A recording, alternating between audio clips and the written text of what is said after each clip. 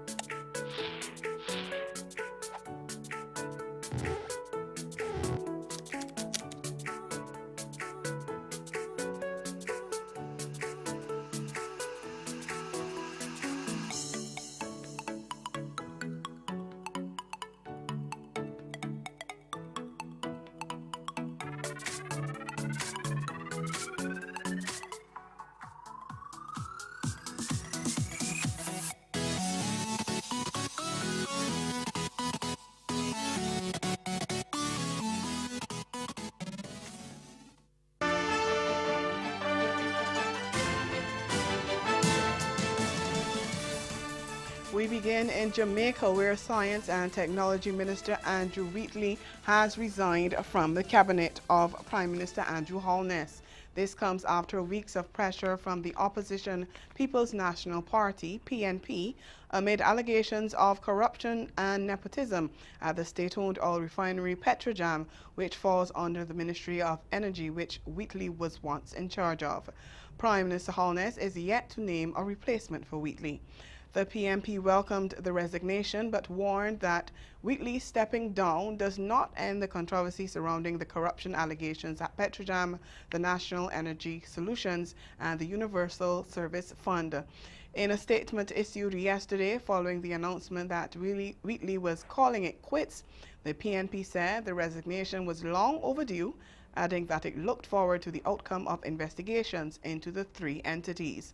It says the Prime Minister has a duty to ensure that the agencies in question receive the necessary resources to complete their probes and provide timely reports to the citizens of the country. The Antigua and Barbuda government says the lawyer for fraud-accused Michal Chokski has filed a case in the High Court today seeking to block the extradition of his client. The billionaire diamond trader who obtained Antiguan citizenship under the country's Citizenship by Investment program is represented by Dr. David Dorset. He's asking for a declaration from the court that Chokshi is, by virtue of Section 119.1 of the Constitution, a citizen of Antigua and Barbuda, and that there is no lawful basis for his extradition under Section 5 of the 1993 Extradition Act. He will also argue that in the absence of the extradition arrangements, Chokshi was not liable to be detained for purposes of expulsion, extradition, or another lawful removal at the request of the Indian government. The Antigua and Barbuda government said earlier that no extradition treaty exists with India, but the state reported today that new information has come to light which demonstrates that an extradition may be possible. However, the High Commissioner of India has told the government of Antigua and Barbuda that a formal extradition request will be forwarded to the authorities in the not-too-distant future in relation to the fraud-accused investor. This word from government follows a meeting with the High Commissioner who traveled to the Twin Island nation to discuss the possible extradition. According to a press release from Lionel Maxhurst, government's chief of staff, Chokshi is wanted in India for fraud, and Prime Minister Brown has indicated his government's desire to cooperate with the Indian authorities. The government of Guyana has announced plans to establish a settlement area for over 200 Venezuelan refugees. Minister of Citizenship Winston Felix made the disclosure yesterday, saying that the homestead settlement will be for 260 confirmed Venezuelans. Felix said the resettlement area would allow the Venezuelans to be self-reliant. He noted that agencies on a committee will continue to play their roles in lending whatever assistance is necessary to those in Region 1 while assessing the migration of Venezuelans into Region 7. Felix says all agencies locally are locked into this committee to provide services and support for the Venezuelans in Guyana. rather than criminalize the Venezuelans. Felix said the committee, and by extension the government, have chosen to respond to the situation in a humane manner with concern for the safety, health and accommodation of the migrants.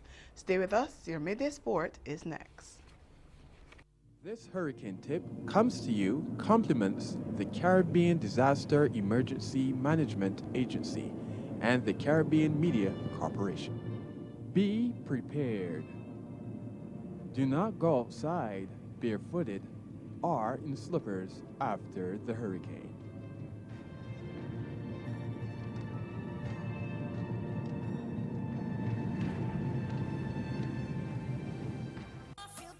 Guyana's first carnival experience has been dubbed a success.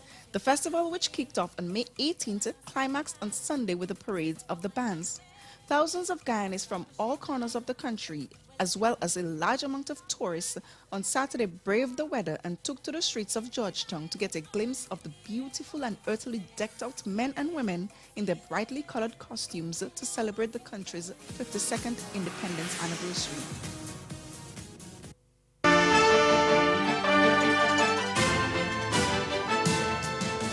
Continuing with sports, fit again all-rounders Marlon Samuels and Andre Russell have returned to the West Indies T20 side, while talisman Chris Gayle has been rested in a 13-man squad named to face Bangladesh in the 3-match T20 International Series starting tonight. The squad, belatedly announced late yesterday and almost 24 hours before the first game at Warner Park in St. Kitts, sees little change from the unit which contested the Hurricane Relief T20 at Lord's earlier this year. Veteran Samuels and fellow Jamaican star Russell have both recovered from injury to take their place in the squad. While Samuel missed the preceding one-day series, Russell played the first game before being forced to miss the remaining 2 fixtures.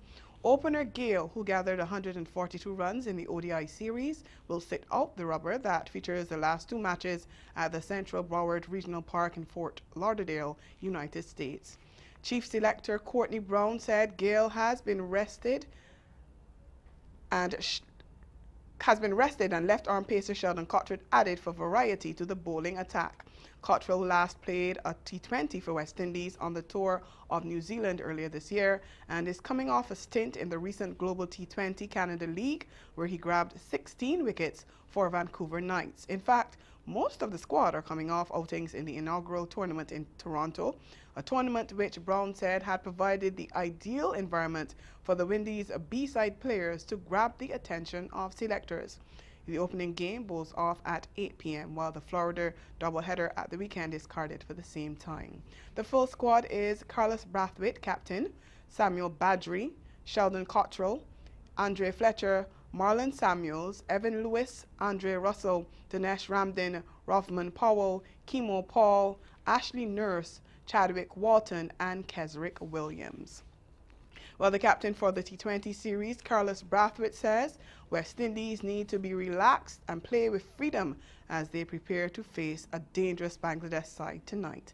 Speaking ahead of the opening contest at Warner Park, he said the Caribbean men play best when they enjoy themselves and are having fun. And he says once they take that relaxed atmosphere onto the pitch, he's sure they'd come out on top. Brathwaite says once the men bring their A game, not many teams can touch the West Indies, and that's the plan for the course of the 3-game series. West Indies are reigning T20 world champions following their triumph in India 2 years ago, but have lost their last 5 outings in bilateral series against Pakistan and New Zealand. And that's Caribbean in 10. Join us at 6:30 this evening, the Caribbean Newsline. Good afternoon.